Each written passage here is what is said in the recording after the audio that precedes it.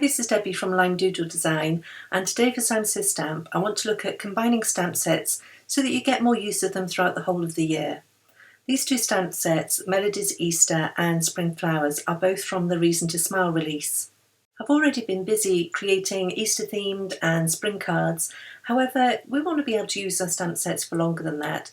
So there's this adorable little Melody from the Melody's Easter set, and I just thought she would be so easy to turn into a fairy by adding one of the flowers from the Spring Flowers set as wings, and then using a flower stem as a wand with a star on the top to finish the wand off. I'm just checking out my spacing, working whether this is all going to work. So this is my plan, and I'm hoping that this all turns out at the end of this card. But I'm thinking stamping, Melody, then some wings, a fairy wand, and then the best wishes sentiment.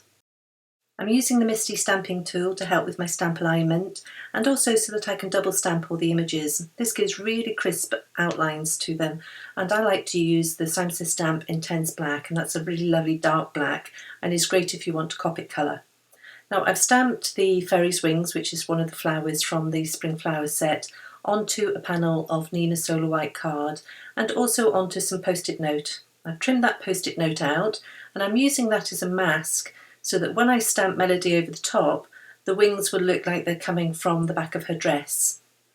You can see the advantage of using a stamp positioner here.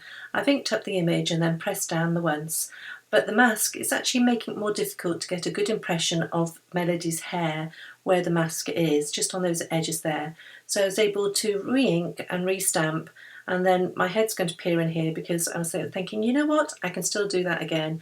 I'm not quite happy, I haven't got a perfect outline all the way round. And you can just re-ink and press down again until you're happy, and that's one of the big advantages to me for a stamp positioning tool.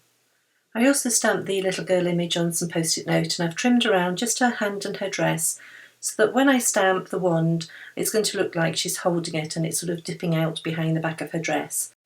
And now if you see me looking at my fingers, it's because I managed to go and get some ink on my fingers. I think having the video camera on, I'm all fingers and thumbs, and I managed to get a nice inky smudge on my panel, and so I restarted basically. I went back and I restamped Melody and her wings, and then I've come back in now and I've gone on and stamped the star for the wand, and now I'm going to use that masking paper, the post-it note, to mask the star and Melody so that when I stamp the wand handle, that it's going to look like she's holding the wand. I'm going to move on to colouring, and I'm going to use Copics, and I've pre-chosen some that I think I might use, and I'd recommend that as a good tip. I actually sometimes find that if I just start colouring and I don't think it through first, that sometimes I'll get partway through an image and I think, you know what, I wish I'd made that dress pink rather than blue. So sometimes having a little think before you start can save yourself time later on. I use a basic Copic colouring technique. I usually use 3 or 4 shades of the same colourway, and I start with the lightest colour and I place that where I think the shadows are going to be, and then I go in with the medium colour and then the dark colour, and then work my way back out through the medium colour and the light colour, and that blends it all together nicely, and you've got a good base coat really to start with, and then you can go back in and add more deeper colours as you feel that they're needed. You can see the colours I'm using on the right. I tend to hold 2 or 3 pens in my hand at the same time and then switch backwards and forwards between them. I'm not an expert at shading. I do try and think of where there might be shadows and then just go for it, and I think that's one of the things I can say is that as long as you've got some definition between lights and darks, it's going to bring an image to life. I've been trying to think of what other Copic colouring tips I've got for you, and one of the things I was thinking of is that if you've made a mistake and gone out the line slightly, then wait until the area is dry and then come in with a zero blender marker to remove the colour from that area, as I did here on the flowers and her sock and beside her hair. The wand and the flower centre areas are quite small, so I've just used a couple of colours on those, and also some toner grey to give the impression of white petals. You want to get some shading even on a white area.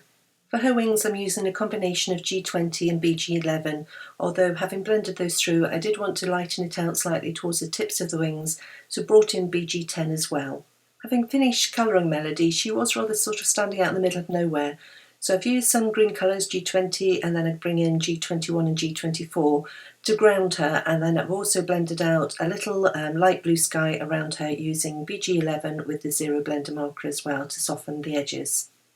The sentiment comes from the Best Hug set, and I've mounted the best word onto the Misty stamping tool and stamped that in Spring Rain. I thought that toned quite well with the colour of Melody's wings. Giving that a second stamp to make sure I get a really good impression, and then I'm going to stamp the rest of the sentiment with Intense Black. For my cards, I usually start on a panel of card that's larger than I actually need, and then I trim it down. And here I used a stitch rectangle to give a nice finished edge to the panel. I'm using plenty of 3M foam adhesive on the back of the panel, and then I'm going to mount that onto a top folding white card base that I've made from some more of the Nina Solar white card. Now you can't have a fairy without some sparkle, so here I'm using the Zigwink of Stella Clear glitter pen to give everything a nice shimmer, and then I'm also going to use a bunch of sequins to really bring it to life as well.